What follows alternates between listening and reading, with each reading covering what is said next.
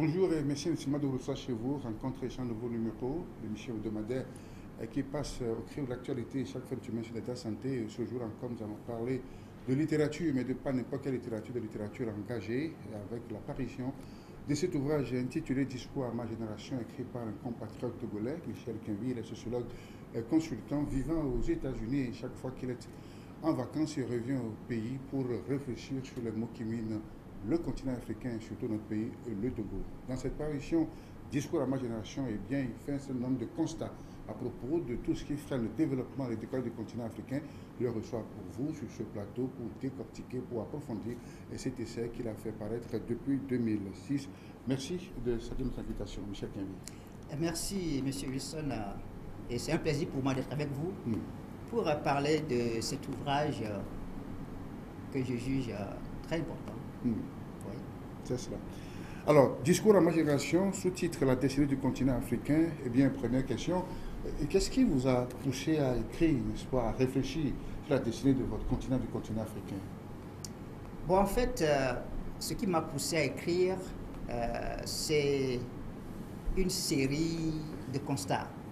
Bon, tout d'abord, si vous êtes une personne qui lit beaucoup, et qui vous intéressez à un sujet particulier, et les questions concernant le développement humain, et particulièrement les questions concernant votre groupe d'appartenance, votre société, disons le continent africain, et que, après le constat que vous avez fait, vous pensez qu'il y a un pas à faire, il y a une solution à chercher, vous vous engagez, et vous dites qu'il faut faire quelque chose. Et bon, il y a deux façons d'agir. On peut agir dans un premier temps en créant une vision et dans un deuxième temps en enclenchant des actes concrets. Donc, je peux dire que de façon théorique et concrètement, d'où je suis parti pour écrire le livre, c'est après avoir lu deux ouvrages majeurs. Le premier, c'est l'ouvrage écrit par un de mes professeurs, que vous connaissez très bien, M. Kwaku Maoulé, qui a enseigné à l'université de Lomé, qui était l'université du Bénin dans le temps. Il a écrit un ouvrage très important qui a pour titre « Les racines du mal nègre ». Je l'ai lu en terminale, en classe de terminale, avant même que d'aller à l'université pour étudier la philosophie, la sociologie. J'ai lu cet ouvrage qui m'a beaucoup marqué. Et ensuite, après avoir fait mes études et commencé la vie active, un ami m'a introduit à Cheikh Anta Diop et il m'a fait lire l'antériorité de la culture nègre. Et ça m'a fait découvrir une facette extraordinaire de la mentalité africaine, du continent noir. Et qui n'est pas toujours véhiculé, enseigné dans l'université, ni dans les écoles. Au lycée, au primaire, on n'en enseigne pas suffisamment. On enseigne même juste comment dire, comme on dit... De façon superficielle. Voilà, superficielle. Donc, j'ai pu approfondir cet aspect de la culture africaine du passé et j'ai dit qu'il faut faire un pas. Après avoir lu tout cela, fait ces constats-là, j'ai dit il y a quelque chose qu'on peut ajouter. C'est ça. Et donc, mon ouvrage est dans la logique d'ajouter quelque chose de plus à ce que j'ai déjà lu pour apporter une solution. Voilà ce qui m'a poussé à écrire. Alors, deux ouvrages phares, Les racines du mal nègre et l'antériorité, n'est-ce pas, du continent africain, dans lesquels vous avez pu décortiquer quand même pas mal de choses, à savoir ce passé glorieux du continent africain. Et quand vous citez dans cet ouvrage l'Égypte antique, avec tout ce qu'on a connu comme gloire, comme époque glorieuse, ou l'Afrique, avec quand même des éléments importants qui pouvaient la placer à la tête de l'humanité. Oui, bien sûr que dans l'ouvrage Antériorité de la culture nègre sur la culture occidentale, sur la culture orientale, j'ai puisé un ensemble d'éléments importants qui sont d'ordre spirituel. Bon, et quand on dit spirituel, il faut voir le mental, le psychologique. Et cette civilisation grandiose qui a duré pendant près de 5000 ans, a laissé des traces. Et c'est parce qu'elle était assez grandiose, très solide, qu'elle a laissé des traces. Et des traces encore visibles jusqu'à aujourd'hui. Visibles aujourd'hui, des traces matérielles encore visibles aujourd'hui. Et donc, on peut se référer à ce passé, bon, pas y retourner, bon, je l'ai dit, il ne faut pas y retourner, mais se référer, s'inspirer de cela pour introduire, puisque le but de mon ouvrage, c'est d'introduire l'Afrique à un nouvel état d'esprit, ou disons à une nouvelle disposition mentale pour aborder le problème qui lui fait face, mais le problème auquel elle fait face, donc l'avenir incertain qui est devant elle, il faut quand même qu'elle puisse adopter un nouvel esprit, état d'esprit, une nouvelle disposition mentale pour rebondir. Voilà. C'est cela. Et le constat fait état de quoi? Lorsque vous faites votre sondage, lorsque vous avez laissé tout ça, vous avez comparé aujourd'hui à l'actualité, à ce qui se fait actuellement dans nos contrées, quels étaient les constats? Est-ce qu'il y a un recul? Est-ce qu'il y a des manquements? Est-ce qu'il y a des insuffisances? Est-ce qu'il y a des choses à puiser justement dans ce passé grandiose de l'Afrique? Oui, bon, il y a tellement de choses à puiser, mais après avoir fait le constat, j'ai procédé à une analyse critique de notre situation socio-culturelle. Et vous savez, quand il faut étudier les cultures, ou bien les civilisations, bon, quand on parle de culture, souvent on oublie le côté technique, etc. Et donc, on parle de littérature, danse, art, mais la technique aussi, quand on l'inclut dans la culture, ça devient la civilisation. Et une civilisation est toujours faite d'un état d'esprit, d'une certaine mentalité. Et j'ai essayé de préciser ce truc-là en abordant les facultés humaines que sont la raison et l'émotion. Et vous faites allusion à la fameuse formule de Posséda Senghor. Voilà, et Senghor qui a dit que l'émotion est nègre, tandis que la raison est hellène, et occidentale. Mais quand on étudie bien l'évolution des civilisations, bon, je n'ai pas étudié que... bon, quand j'ai fini d'étudier, l'Égypte antique, je suis passé aussi par la Grèce antique. Bien sûr. Et la Grèce antique, quand un grand philosophe allemand l'a étudié, il a écrit un ouvrage qui s'appelle La généalogie de la morale. Il s'agit de Nietzsche. Et il a identifié, bon, sous une forme de mythologie, deux grands principes divins que sont, la pulsion et la raison. Et on les désigne avec des dieux, le dieu Apollon et le dieu Dionysos. Apollon qui est l'expression de l'ordre, de la mesure, donc de la raison, et Dionysos qui est l'expression de la démesure, donc de l'impulsion de l'émotion. Donc je vois que quand c'est une combinaison de ces deux principes qui chez l'homme deviennent des facultés, donc la raison et l'émotion, et qui fondent une civilisation. Dans l'Égypte antique, la raison et l'émotion ont marché de pair dans un certain dosage, dans un certain équilibre, qui a fait que tout ce qui a été fait de grandiose a été encadré par la raison. Parce que par exemple, les grandes pyramides qu'il faut construire, il faut quand même maîtriser les mathématiques et la physique à ce moment donné. Mais c'est avec une grande émotion, une vision extraordinaire qu'on dit, ces choses qu'on veut construire en ce temps-là, on n'avait pas les grues, on n'avait pas les machines pour élever, mais il faut avoir une émotion assez extraordinaire pour faire ça, pour décider cela. Vous voyez, une émotion contrôlée par la raison, bien sûr. Voilà, parce qu'il faut la raison pour dire, bon, ça on doit le faire, mais comment est-ce qu'on va le faire? Et il faut faire l'effort, il faut chercher les mesures, etc.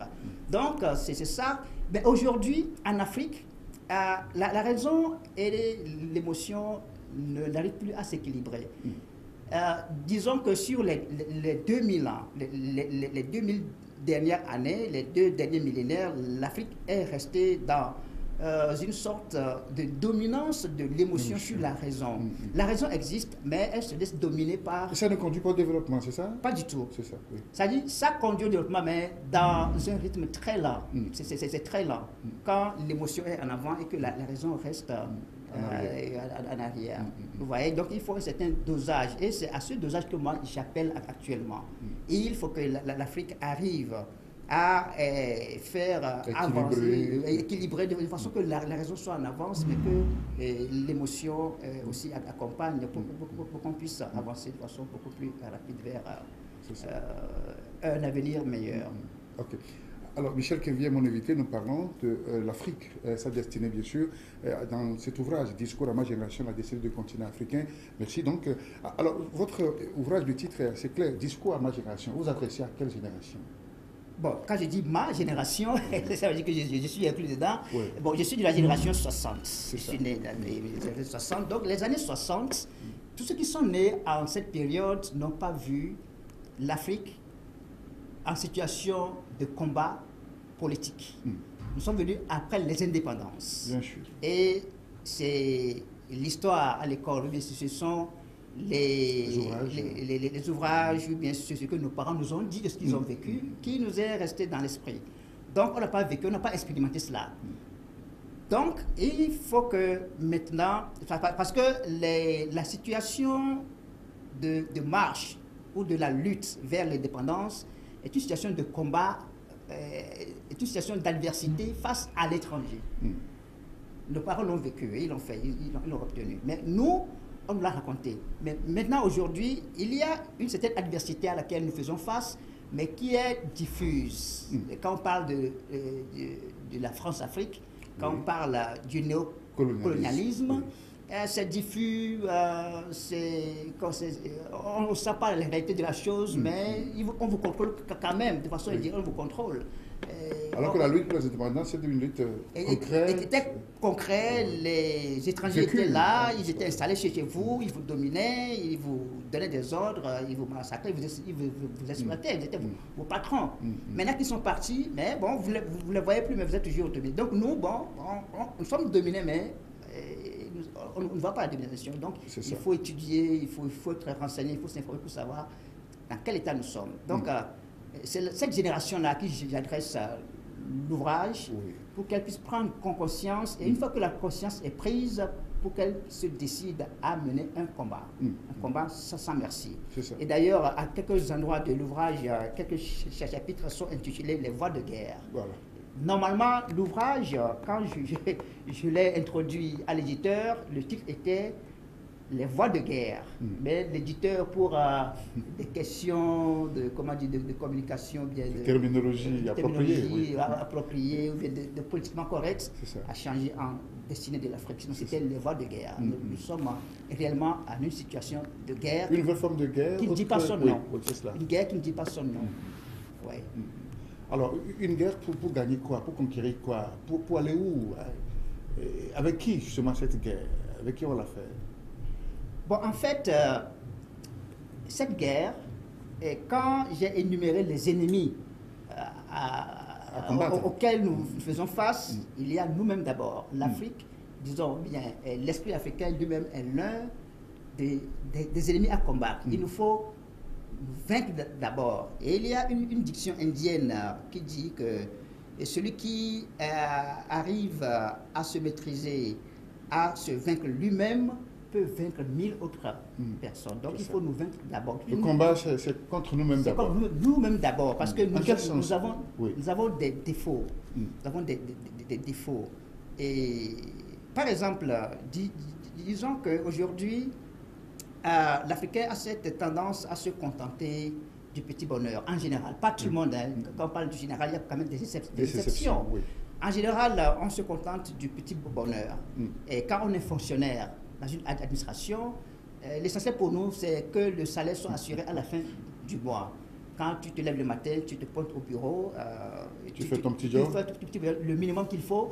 Si tu peux assurer le salaire et que ce salaire peut te permettre d'épargner un peu d'argent pour avoir ta villa, une maison, une famille, c'est essentiel. On se contente de ça. Mais c'est de bonne on est bon citoyen. Donc au-delà de ça, il n'y a pas autre combat à faire. Or, si on se rend compte que dans le monde entier, les autres nations, disons les puissances, surtout les autres continents, eux, ils sont dans une logique de conquête incessante. Conquête incessante. Aujourd'hui, de plus de bonheur, de plus de... Non, pas nécessairement plus de bonheur. Oui. Ce n'est pas le bonheur qu'ils cherchent, mais c'est la puissance. Parce que le puissant n'est pas nécessairement heureux. Bien sûr. Mais c'est la puissance, c'est cette capacité de faire ce qu'on veut. Et que eux, ils sont dans cette logique-là. Et c'est dans cette logique qui les a amenés à venir nous envahir et à nous soumettre, à nous mettre en esclavage, ensuite à nous mettre en colonisation, ensuite à nous mettre en néocolonisation, etc. etc. Donc nous, cette vision du monde, bien, ce regard sur le monde n'est pas en nous. Et si bien qu'il n'y a que de rares personnes qui l'ont, si bien que celui qui va travailler tous les jours, c'est pour son pain quotidien. Il ne travaille pas en tant que... Il n'en demande pas plus, quoi. Il ne travaille pas en tant que citoyen qui va, en tant que patriote qui va au boulot pour servir la nation et ajouter quelque chose à l'effort collectif qui fait grandir la nation, qui vous rend puissant. C'est ça. Donc ça, c'est un défaut. Donc, premier combat, c'est comme nous-mêmes. C'est comme nous-mêmes. Oui. Nous dépasser, essayer de faire le maximum qu'on peut, dépasser cette recherche du petit bonheur et travailler pour agrandir la nation. Être des patriotes et non de simples citoyens qui cherchent le petit bonheur de tous les jours. Voilà. Donc ensuite... Oui, premier ennemi, oui. Deuxième ennemi.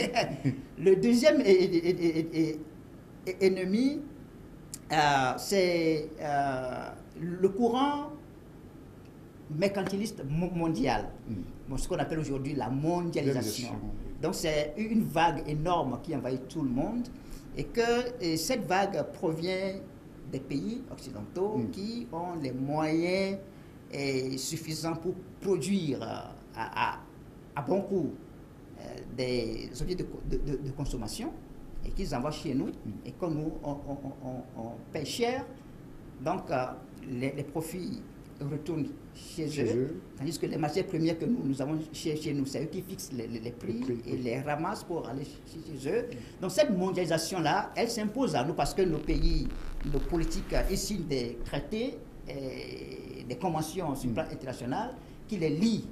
Et il faut faire attention, si on ne fait pas attention à cette vague de mondialisation qui est conduite par l'OMS, il me semble, l'Organisation mondiale du commerce, l'OMC, voilà, nous risquons d'être une victime, c'est pas dire qui va, c'est-à-dire nous serons étripés.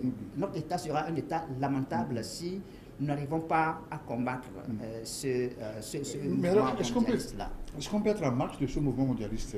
Voilà. On ne peut pas être en marge. On peut pas être en marge, mais moi j'ai dit dans mon ouvrage qu'il faut être à la lisière. C'est-à-dire que vous savez, quand il y a... Bon, si vous avez déjà vu un fleuve en crue, c'est une crue, hein, c'est un trop-plein, un débordement qui vient de l'Occident, de l'extérieur et qui nous envahit avec tout ce qu'on a autour de nous, les belles choses, les belles voitures, et tout. Et quand vous mettez en plein dedans, les éléments qui sont en plein dedans, si vous n'êtes pas assez fort, la vague vous emporte. Mais si vous mettez un peu, à la rive, vous mettez à la rive, ça vous s'entraîne, mais vous pouvez de temps en temps vous accrocher à un petit truc pour résister et vous construire, vous fortifier en attendant d'être fort pour pouvoir naviguer, aller à votre rythme, pour pouvoir tirer le plus grand profit de ce mouvement de mondialisation-là. Donc c'est tout un travail de réflexion, d'analyse à faire pour pouvoir se positionner. Et c'est ce qui nous manque pour le moment. On n'arrive pas à se positionner par rapport aux grandes décisions, par rapport à ce courant mondialiste qui nous emporte malgré nous. Oui, on n'arrive pas à se positionner. Bon, même actuellement avec les questions du franc CFA, de la monnaie unique africaine, tout ça participe à ce travail d'effort de positionnement par rapport à cette grande vague qui emporte tout le monde, sauf ceux qui sont les grands acteurs. Bon, il y en a même qui sont de grands acteurs, mais qui en pâtissent, mais qui veulent, par exemple, avec la nouvelle politique internationale américaine menée par le président Donald Trump qui veut plutôt se replier, qui veut faire un type de protectionnisme vis-à-vis de la Chine, parce que ça profite beaucoup plus à la Chine qu'à tout autre pays. Oui, parce que c'est la Chine qui est en permanence présente sur le continent africain et dans tous les domaines d'activité. Oui, pas seulement en Afrique, hein. La Chine est présente aussi en Amérique aussi. Hein. Si vous allez aux États-Unis, la plupart même les meilleurs téléphones, iPhone, le meilleur téléphone actuellement, c'est la Chine qui le produit. Les Américains, ils font la conception, ils amènent les graphiques et tout. La Chine prend les matériaux et fabrique et envoie à Apple, qui est le concepteur, il vend, et la Chine qui grand profite de ça. Donc c'est tout ce qui ne plaît pas à Trump. C'est-à-dire que cette mondialisation de l'économie, vraiment, bon, les grands, ils en profitent, mais les États-Unis pensent qu'ils n'en profitent pas comme ils le souhaiteraient, puisque la Chine a pris le pas sur eux. Et nous qui sommes les petits, le Togo, le Cameroun, comment dire, le Nigeria, bon, ça nous nuit, parce que tout est déversé chez nous, on prend, on consomme, mais ce qu'on nous-mêmes on produit est tellement minime que tout le temps, c'est notre énergie, nos ressources qui sont extraverties. Et d'ailleurs, un de nos grands économiste a parlé de cela dans un ouvrage que j'ai lu récemment, l'improvisation économique en Afrique de l'Ouest, Kakonou. Actuellement il est un peu partout. Dans cet ouvrage, il a dit que toute notre économie est extravertie. C'est extraverti parce que la mondialisation nous pompe tout, alors que nous-mêmes, ne fait rien de grand chez nous. Voilà. C'est ça. Rencontrez un nouveau numéro. Nous recevons pour vous Michel Quenville, auteur de l'ouvrage Discours à ma génération. Il est consultant et sociologue. C'est avec lui que nous réfléchissons sur les questions relatives au développement du continent africain en partant du constat que l'Afrique, souvent repliée sur elle-même, et ne fait pas front au courant mondialiste actuel. Alors, autre préoccupation dans l'ouvrage, vous semblez faire à la fois le procès, vous évoquez ce passé du continent africain, vous en faites en même temps un procès au moment où certains pensent que le retour à ce passé ou à ces valeurs africaines pourrait replacer le continent au rendez-vous des nations ou des peuples du monde. Oui, mais bon, je fais un procès, je ne fais pas un procès au passé grandiose. Le passé grandiose de l'Afrique se trouve très bien en arrière. Il y a combien 3 000, 4 000, 5 000 ans que ce passé grandiose a existé. Le procès que je fais, c'est le procès à la culture africaine actuelle qui dure 2000 ans. Vous voyez, bon, quand nous prenons aussi l'Europe, quand on parle du Moyen-Âge européen, c'est, bon, on prend Jésus-Christ comme le point de repère. Donc, l'Europe a traversé près de 2500 ans d'obscurantisme, une période où ce sont les dogmes, c'est la foi qui a dominé, c'est l'Église catholique qui a imposé une vision du monde. C'est-à-dire que tout l'esprit de l'humain est renvoyé vers le ciel, l'au-delà, le paradis. Vous voyez, donc on n'est pas concret pour être maître de son environnement et être capable de transformer la matière autour de soi pour améliorer les conditions de vie. Donc on préfère rêver à un paradis. Et en Afrique aussi, il y a eu un Moyen-Âge, mais notre Moyen-Âge dure, tandis que le Moyen-Âge européen a duré de Jésus jusqu'à 1500 et quelques, donc c'est au 15e siècle qu'ils ont commencé par faire un travail de renaissance en retournant à l'esprit, je viens d'en parler, rationnel, la raison qui domine un peu. Et donc ils sont retournés à la renaissance en se référant à leur modèle qui est la Grèce. Vous voyez, la Grèce qui a eu un âge d'or dans les années 300 ans avant Jésus-Christ. Vous voyez, donc, et après cette période de la Renaissance, les Européens ont pu franchir encore le pas de Renaissance pour aller à la lumière. Et là, c'est la période extraordinaire où les grands savants ont fait de grandes inventions, les philosophes ont dessiné de grandes visions du monde, etc. Et donc, l'Afrique aussi est passée par là, mais elle reste là jusqu'aujourd'hui. C'est de là qu'il faut sortir maintenant. C'est ça. Alors, si l'échelle de l'histoire, est-ce que c'est suffisant déjà pour qu'on puisse parler d'un développement, d'un décollage? Puisque l'Europe, vous avez dit, il y a une longue histoire. Alors l'Afrique, vous parlez de 2000 ans. Donc est-ce que si l'échelle de l'histoire, c'est assez suffisant pour que vraiment on puisse décoller comme les autres? Bon, sur l'échelle de l'histoire, bon, je ne peux pas dire qu'il y a une durée inscrite ou bien arrêtée ou bien indiquée pour qu'on puisse dire pour décoller. Le décollage provient de l'effort qu'on fait, du maximum qu'on met dans le travail qu'on fait pour s'en sortir. Je ne sais pas comment le dire de façon plus précise. L'Europe a mis 1300, 1600 ans pour sortir de ça. Mais nous sommes encore, 2000 ans encore, nous continuons à être dans l'âge, le Moyen-Âge, où c'est dans lequel c'est les articles de foi qui dominent. Bon, aujourd'hui, autour de nous, quand vous sortez dans nos rues en Afrique, il y a plus d'églises que d'écoles. Vous voyez. Et il y a aussi plus de bars que d'écoles. Vous voyez. Donc, il faut revenir à la raison, à enseigner, c'est-à-dire que les articles, comment dire, du travail de la raison, où il y a la foi, mais la raison domine quand même. Donc, ce n'est pas un temps, ce n'est pas une question de temps, mais si nous voulons écourter le temps, il faut nous mettre au travail. Et c'est dans cette perspective que j'ai annoncé des défis majeurs. Les défis majeurs. Et dans ces défis majeurs dans l'ouvrage, j'ai identifié les défis cardinaux. Les défis cardinaux. J'ai identifié les défis, je ne sais pas, les défis cardinaux, il y a aussi les défis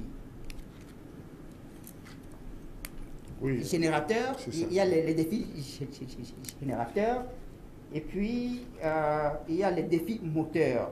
Bon, les défis cardinaux, c'est les défis qui trace le cadre dans lequel nous devons évoluer. Et le premier des défis cardinaux, c'est le défi de la terre promise. Il nous faut entrevoir le futur comme une terre promise. Bon, là, je me suis inspiré de la Bible avec le peuple d'Israël qui a eu la vision de la terre promise. Et vous avez vu, il a passé 40 ans. Bon, ça c'est un symbole. 40 ans pour aller à la terre promise. Bon, ça peut être 400 ans pour nous. Ça peut être 4 générations pour nous. Donc, il faut avoir une vision, donc une terre promise, une terre de prospérité, une terre où on arrive à maîtriser son environnement. Et le deuxième défi cardinal, c'est le défi de l'homme total. Le défi de l'homme total, je le définirais comme une société dans laquelle il n'y a plus de fragmentation de l'être humain. La fragmentation de l'être humain, on peut le voir comme une situation où la société, il y a des nantis qui sont très hauts, on les appelle les en haut des en haut, et il y a des pauvres qui sont très bas, qui sont misérables. Là, l'être humain est fragmenté. Et cette société, bon, l'Occident l'a un peu expérimenté, mais aujourd'hui, l'Afrique l'expérimente beaucoup trop. Et même chez nous aussi au Togo, notre première autorité l'a dit il y a à peu près quelques années en disant que le Togo est pris en otage par une minorité qui exploite tout, ou bien qui consomme tout dans le pays, tandis que la majorité est pauvre. Donc, la société est fragmentée, l'être humain est fragmenté. Donc, s'il faut créer l'homme total, c'est une société dans laquelle l'homme a une certaine dignité. Tout être est élevé à une certaine dignité morale et matérielle. Donc, il n'y a plus de gens qui sont très miséreux, il n'y a plus de gens qui souffrent, tandis que d'autres sont dans le beurre, vous voyez.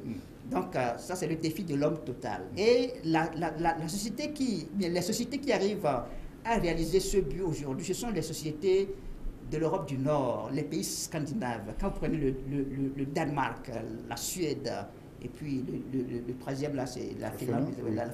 Oui, au moins ces trois pays-là arrivent à réaliser une société où il n'y a pas de fragmentation de l'être humain, où il y a le progrès technique qui est là, et les gens, il y a des entrepreneurs qui arrivent à réussir leur affaire, ils font des profits, Mais ce profil est redistribué de façon que les autres classes qui ne sont pas des classes d'élite arrivent aussi à s'en sortir. Tout le monde a le minimum, les soins de santé, l'éducation, un environnement assez sain, tout le monde l'a. Le minimum. Quand tu travailles, quand tu fais l'effort, au moins tu as le minimum qu'il faut pour avoir une vie saine et bien. Voilà pour les défis cardinaux. Les défis générateurs.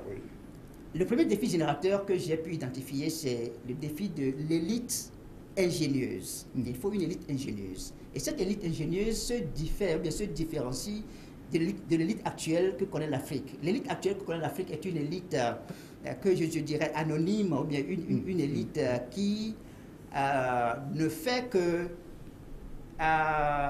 comment dire, importer ou bien nous apporter les valeurs créées ailleurs. Donc c'est une élite qui fait des innovations. Voilà, l'élite ingénieuse est une élite qui est centrée sur l'inventivité. Les gens qui arrivent à penser des choses et à les réaliser. Et c'est à une classe de gens qu'il faut penser et les faire émerger. Ils existent autour de nous, mais il faut arriver à les identifier et les faire émerger, à les mettre ensemble pour qu'ils puissent faire profiter leur inventivité, leur créativité à l'Afrique. Vous voyez. Et donc ça, c'est l'un des défis générateurs. Le deuxième des défis générateurs, c'est le défi de la masse laborieuse. Là, il n'y a rien de spécial à faire parce que les masses africaines, disons la masse tout court dans toute société, s'occupe d'elle-même pour l'essentiel. Les gens, ils ont cette conscience morale que le travail fait l'homme. Le travail fait l'homme. Quand tu es homme et que tu veux être responsable, tu travailles. Et quand tu travailles, tu tires un fruit, tu peux arriver au moins à s'occuper de ta famille. Maintenant, il faut que l'élite ingénieuse féconde cette masse laborieuse. Parce que si l'élite ingénieuse ne produit rien, mais si elle n'existe même pas, la masse laborieuse va travailler intensivement parce qu'elle a la conscience qu'il faut travailler, mais son travail sera très difficile. Aujourd'hui, en Afrique encore, on est à la daba et à la roue, alors qu'on peut aller avec quelques petits moyens de motorisation pour développer l'agriculture. Donc, aujourd'hui, nous avons la chance d'avoir chez nous au Togo ce qu'on appelle le foufou mix. il y a 5 jours, j'ai mangé du foufou mix pour la première fois chez un ami. Monsieur Outia Romain, peut-être qu'il va voir cette émission.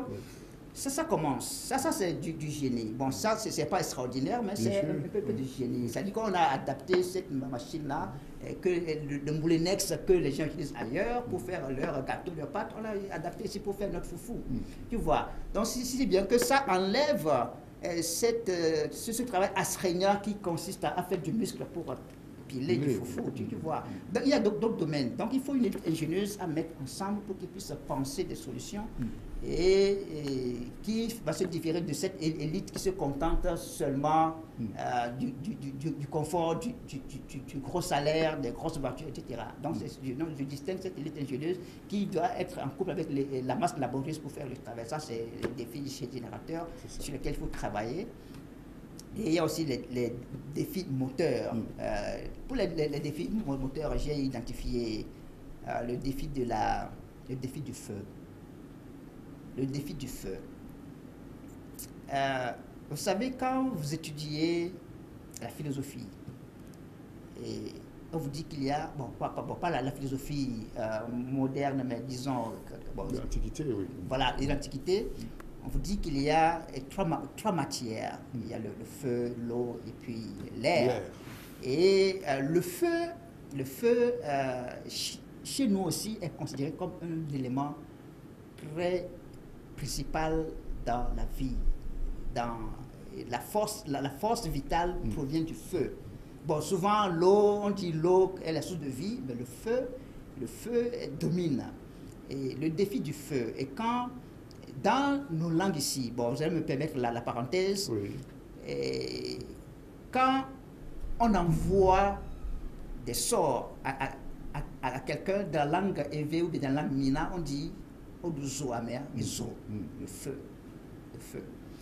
Et l'électricité, bien, les câbles électriques, quand on doit l'appeler en éveil, qu'est-ce qu'on dira? Zoka. Et l'électricité, c'est du feu. De l'énergie. Donc le zo, dans notre cas, c'est l'énergie, le défi du feu. Il y a une certaine façon de maîtriser le feu. C'est que tout ce qui nous entoure est travaillé par le feu. Le métal est travaillé par le feu. Le tissu est travaillé par le feu. Et toute matière passe par le feu pour transformation. Pour prendre forme. Et il y a un dicton qui dit exactement, bon, ce sont ceux qui sont formés à l'ésotérisme. Bon, les sociétés secrètes, ils disent que la nature tout entière se transforme par le feu. Et parfois, si vous regardez sur la statue de Jésus, on met igne natura renovatura integra. La nature tout entière se renouvelle par le feu. Le défi du feu, qu'est-ce que ça veut dire en termes simples? C'est arriver à maîtriser l'énergie. Quand vous ne maîtrisez pas l'énergie, vous ne pouvez pas évoluer. Si vous voulez parler de l'industrialisation, vous voulez parler de la transformation, etc., si vous ne maîtrisez pas le feu, et nos forgerons maîtrisent plus ou moins le feu actuellement, nos forgerons, mais il faut aller au-delà de cette maîtrise-là. Et les sociétés assez évoluées, en Europe, en Amérique, ils maîtrisent le feu aujourd'hui à travers le nucléaire, qu'ils interdisent à l'Iran de faire. Donc ça, c'est le secret. Quand vous ne maîtrisez pas le feu, vous ne pouvez pas avancer. Donc il y a le défi du feu, je l'ai parlé, c'est le feu. Il faut arriver. Donc notre rapport au feu, notre relation par rapport au feu, nous sommes trop aquatiques, nous sommes trop dans le... Trop marin, trop la cuisse. Il faut approcher le feu, il faut oser, il faut risquer. Et même dans la mythologie grecque, il y a cette... de Prométhée.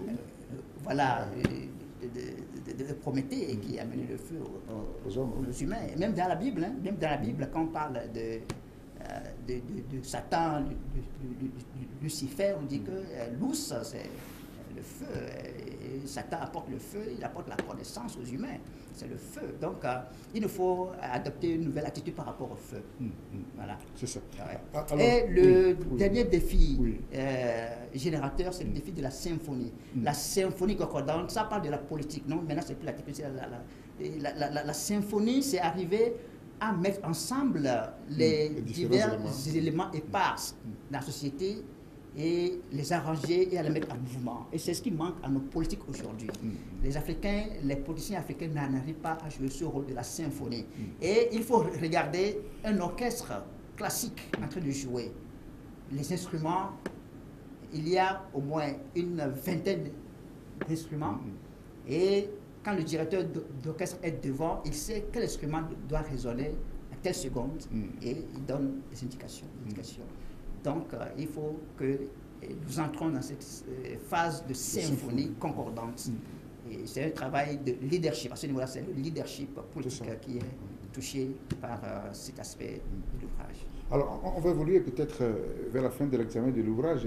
On parle de la destinée de l'Afrique. Alors, où se trouve cette destinée? Dans les mains des Africains eux-mêmes ou bien de cette classe dirigeante souvent on parle du gouvernement mondial qui impose sa marque à la marche du temps et des pays. Alors, à qui appartient cette destinée? Ça se trouve où? Bon, aujourd'hui, quand on veut parler de la destinée de l'Afrique, bon, ceux qui lisent bien ceux qui sont intéressés à la géopolitique internationale peuvent reconnaître ce que je vais dire tout à l'heure. Il y a un mot, il y a un concept qui dit Afrique, l'Europe et l'Afrique.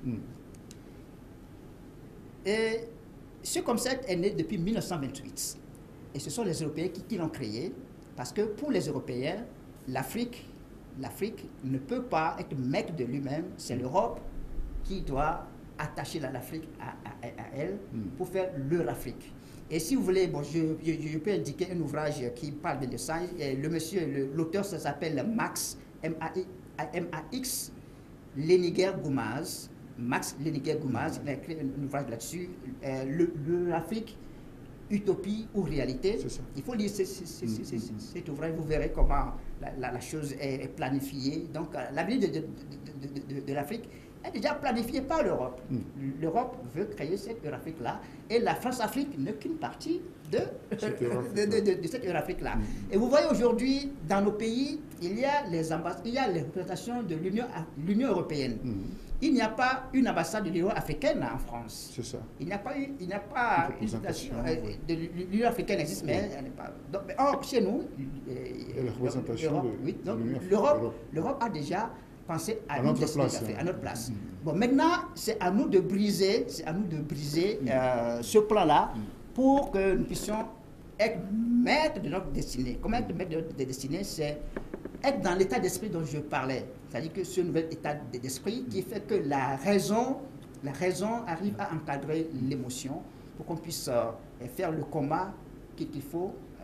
Et aujourd'hui, il y a toute une catégorie de jeunes Africains, des activistes qui dénoncent beaucoup la France-Afrique, le France-CFA et tout. Il y a de grands historiens qui nous enseignent tout le temps sur le passé grandiose de l'Afrique, etc. Donc sur notre personnalité. Maintenant, toutes ces prophéties, toute cette théorie, il faut s'en saisir, il faut qu'une main se saisisse de cela pour en faire un projet concret. Vous voyez, donc notre destinée se trouve dans notre esprit, et c'est à nous de le projeter dans l'avenir, de construire cet avenir et d'utiliser les moyens dont on dispose, que moi j'ai essayé de décrire ici en parlant des défis, les défis majeurs. Les défis majeurs, ouais, il faut relever absolument. Il faut les relever pour pouvoir sortir de ce caca-là dans lequel on veut nous fermer, dans l'Afrique. Mais il n'y a pas que l'Afrique, hein. La Chine aussi a son intention, mais peut-être que la Chine n'a pas fait un plan étalé, mais quelque part ça existe. Donc il nous faut sortir de ça. Donc notre destin est là, mais c'est à nous de le sortir en adoptant un nouvel état d'esprit, une certaine nouvelle disposition mentale pour affronter. Sinon, si nous restons dans la disposition mentale actuelle, on ne peut pas l'affronter. Donc, avons-nous les moyens matériels et humains suffisants pour justement mener cette guerre, puisque vous avez dit que c'est une question de guerre. Est-ce qu'aujourd'hui, vu la configuration du continent africain, vu nos leaders politiques, en tout cas ceux qui sont les leaders d'opinion, est-ce qu'on a les atouts nécessaires pour pouvoir atteindre cette destination du continent noir? Oui, bon, les atouts, je dis bien que nous les avons. Mais ces atouts restent à dénicher, à mettre ensemble pour les faire émerger. C'est-à-dire que la classe intellectuelle africaine aujourd'hui, elle est immense. Celle qui est sur le continent et celle qui est en dehors du continent, dans la diaspora, elle est immense. Nous avons de grands professeurs, nous avons de grands chercheurs, nous avons de grands ingénieurs qui travaillent pour d'autres institutions, Même il y en a qui sont ici, mais ils servent les multinationales. Ils sont de grands managers, ils sont de grands ingénieurs, multinationales. Mais il faut arriver à les identifier et les mettre ensemble. C'est ce travail qu'il faut faire. Et bon, il faut que quelqu'un arrive à le faire. C'est des bonnes volontés qui arrivent à faire ce travail-là. Nous avons les atouts, mais il faut travailler à les mettre ensemble et les faire émerger pour faire le travail. Mais ce ne sera pas facile parce que l'adversaire est là, il guette et il est prêt pour diviser, pour proposer. Et il nous faut aussi voir les gens, c'est pas tout le monde qui aime travailler dans le bénévolat, et dans cette bonne volonté de faire du sacrifice pour l'intérêt général. Il y a peu qui le font, il y a des gens qui le font, qui travaillent de façon bénévole pour l'intérêt général. Ils sont peu. Beaucoup de gens qui travaillent pour l'intérêt général, c'est pour pouvoir en tirer aussi profit. Donc, il faut penser, pour compenser ce travail qui va se faire par cette élite ingénieuse, il faut trouver de la compensation. Il faut du sacrifice quelque part bien. Et en parenthèse, je voudrais dire que si l'Europe a pu prendre son essor après le Moyen-Âge, c'est parce qu'il y a eu un travail qui a été fait par l'Église catholique. Malgré que l'Église catholique avait imposé les dogmes de la foi, il y avait une disposition qui lui permettait de se construire elle-même. Et c'est sur elle que l'Occident s'est bâti. Et aujourd'hui, la civilisation occidentale est bâtie sur le christianisme, l'Église. Donc les moines, c'était des bénévoles qui travaillaient dur, nuit et jour. Ils ont écrit des ouvrages, ils ont construit de grands temples, les cathédrales, etc. C'est ce qui fait le soubassement culturel de l'Europe aujourd'hui. L'architecture, l'ingénierie, la littérature. Chez nous aussi, il y a des gens qui sont prêts à faire cela. Mais il faut les dénicher, les organiser pour faire ce travail bénévole. Et autour de maintenant, il faut trouver ceux qui sont aussi capables de faire le travail, mais qui attendent une contrepartie. Il faut payer cher.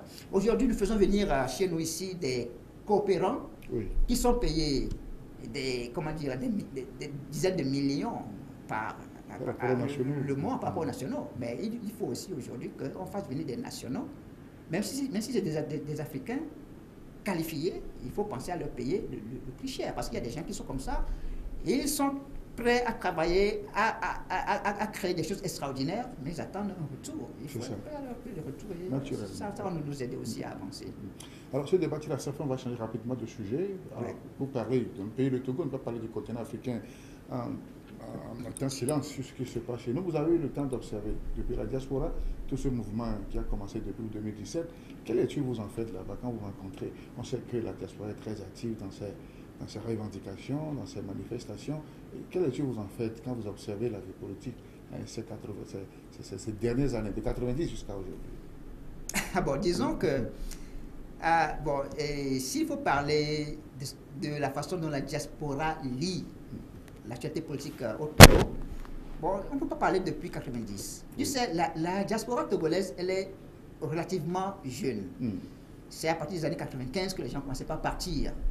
Et la vague qui était partie en premier lieu, c'est ceux qui étaient plus ou moins persécutés par le régime de dictature d'antan et qui continue aujourd'hui.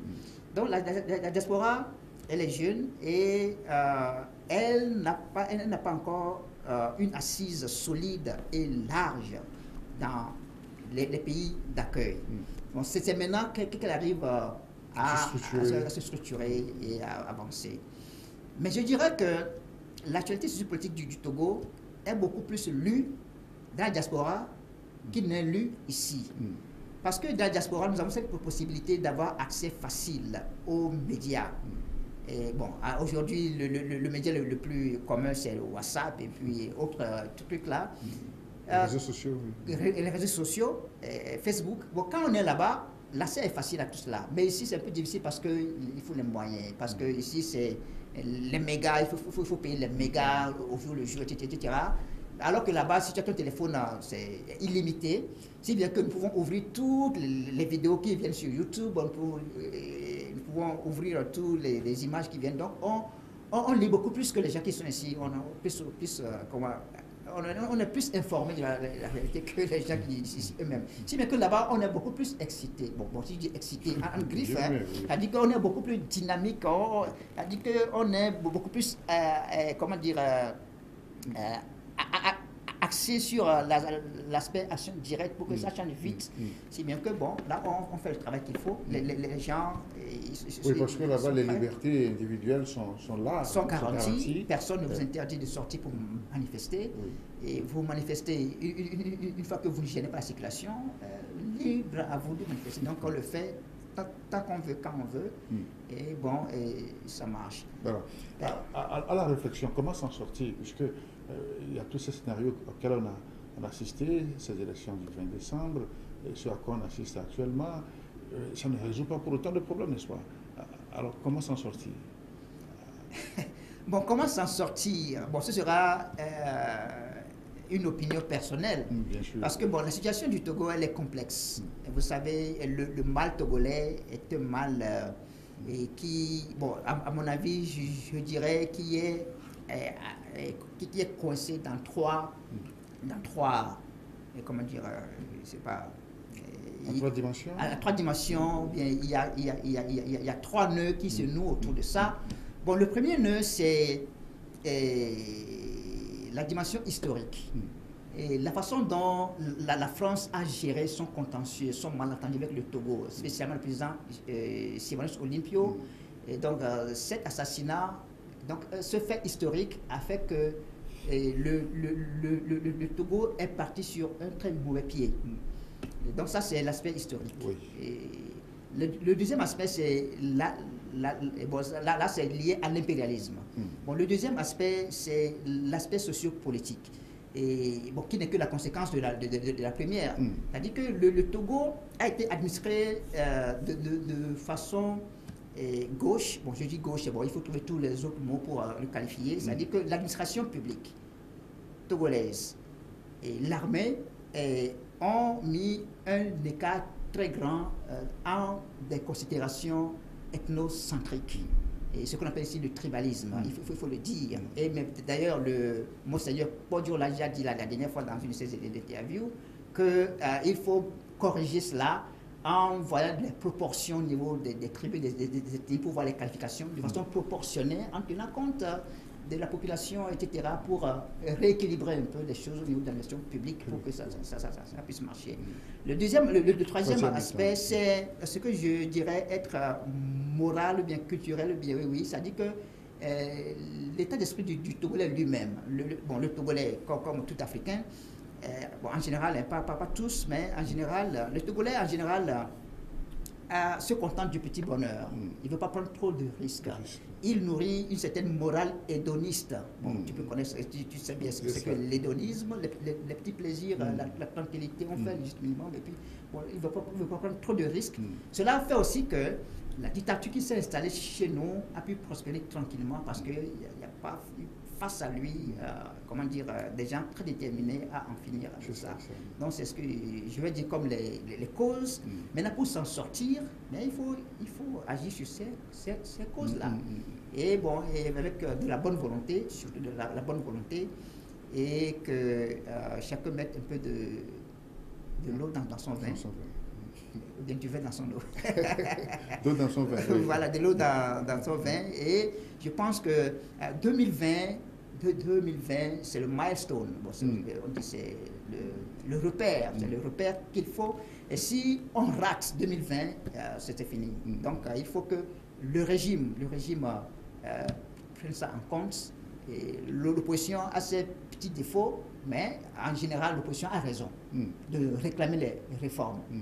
Et le peuple a raison de demander du changement, de l'alternance, etc. Et nul n'est indispensable dans un pays. Et nous sommes 6 millions, même déjà 7 millions. Et parmi ces 7 millions-là, on peut trouver d'autres champions aussi pour diriger ce pays. Et une fois qu'on forme une bonne équipe, nous avons des milliers de gens compétents qui peuvent travailler. Une fois qu'on forme une bonne équipe, on peut avancer et faire table rase des initiés, et on peut avancer. On n'a pas besoin de faire de la vengeance. Non. La recherche sociale. Non. On peut avancer. La bonne volonté, c'est ça. Je pense qu'on peut s'en sortir. Voilà ce que je peux dire sur cet aspect-là. C'est ça. Merci, M. Michel Quinville, auteur de l'ouvrage Discours à ma génération, à dessiner de l'Afrique. Merci de nous visiter. Un dernier mot pour clore cet entretien. Bon, merci à M. Wilson. Je profite pour dire aux téléspectateurs que M. Wilson, c'est un ami à moi. Mais il ne m'a pas pris comme ami. Hein. On a fréquenté ensemble à l'université, on était collègues. Et merci beaucoup pour le travail que tu fais. C'est un travail très, très intéressant, surtout pour tes éditoriales que tu de temps en temps. Merci. Maintenant, en ce qui concerne l'ouvrage lui-même, je dirais aux téléspectateurs que l'ouvrage n'est pas présent sur le marché actuellement.